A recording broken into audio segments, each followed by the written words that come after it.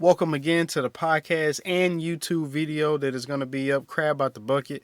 My name is Ray Woods, and if you haven't subscribed to the podcast, I'm on Spotify, and also you can go to my YouTube channel, Crab Out the Bucket, and subscribe there. In today's podcast and YouTube, I'm going to be talking about how to live rent-free in your home.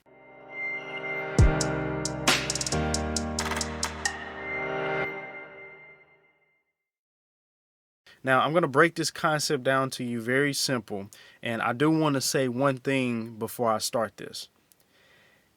It is the dumbest thing to buy a house unless it cash flows or you buy the house like an investor so you have the proper exit strategy if you decide that you want to sell the home. If you want to sell the home, you should be in a position to where you make a profit from the home. Really, you don't want to break even. You want to be able to make the profit from the home and then move on to the next house.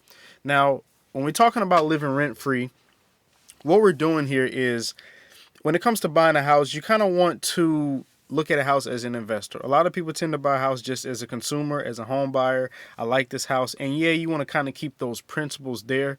But there's plenty of people that's in my network that when they buy a house, they make sure that they either have an exit strategy or they turn it into something that can cash flow. And I'm going to get into a few ways here.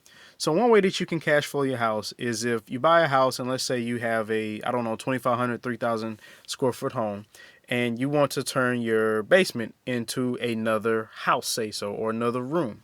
You turn your basement, depending on how it's created or how it's built, you can have that basement be another home for another individual. Of course, you want to make sure it's in a good area because you don't want nobody walking around the house trying to kill you or nothing. But you want to be able to rent that space out. And let's say if your mortgage is $2,000 a month, and you rent out the bottom portion for $1,500 a month. Now your mortgage is only $500. So now you're saving a whole $1,500 because you have another tenant that's sitting in your basement that's actually paying for your mortgage as well. Now, another way that you can get into property that is going to cash flow for you and where you can live actually completely rent-free is where, let's say you buy a duplex, a triplex, or a fourplex. Let's go with a fourplex. Say you got a fourplex and your mortgage is $3,000 a month, but you have everybody else that is in each of the other three rooms because you're living in one and you're going to rent the three other spaces or the three other houses. And you're going to charge them $1,500 a month for rent.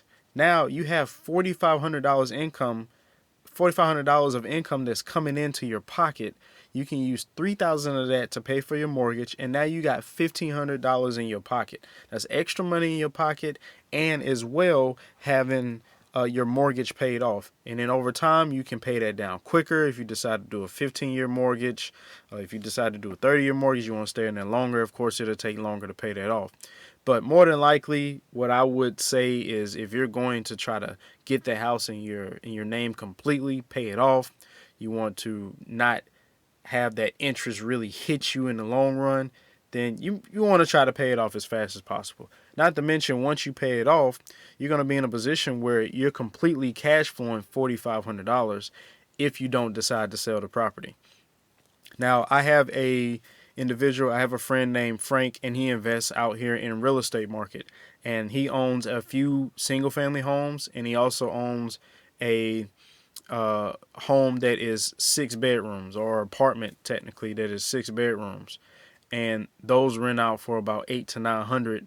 And his mortgage is, I think it's paid off. It's probably paid off now, and he allowed all that money together. He makes good money to where he can live free and not have to worry about going to a job. He can spend more time with his family. And that's the purpose of wanting to live rent free. You want to be able to get into a position where you have something that's paying you.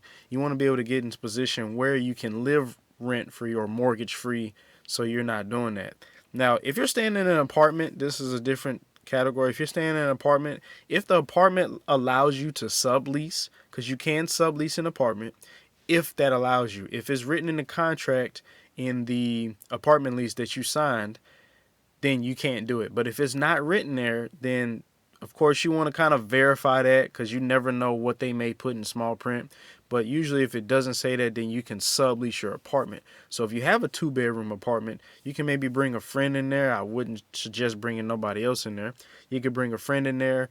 They can live in there and pay $1,000 or $1,500 for rent, and your rent is maybe $2,000. So either y'all can split it. You can have them pay a little bit more. Whatever you want to do. Of course you want to make it fair, but that's another way that you can live rent free if you're staying in an apartment and not so much of a house. So as I come down to the end of this podcast, I want you guys to make sure that you go ahead and subscribe to the podcast, Crab Out the Bucket. Make sure you subscribe to the YouTube, Crab Out the Bucket. I come out with a video 2 to 3 times a week, and also come out with a podcast 2 to 3 times a week. So be looking out for those.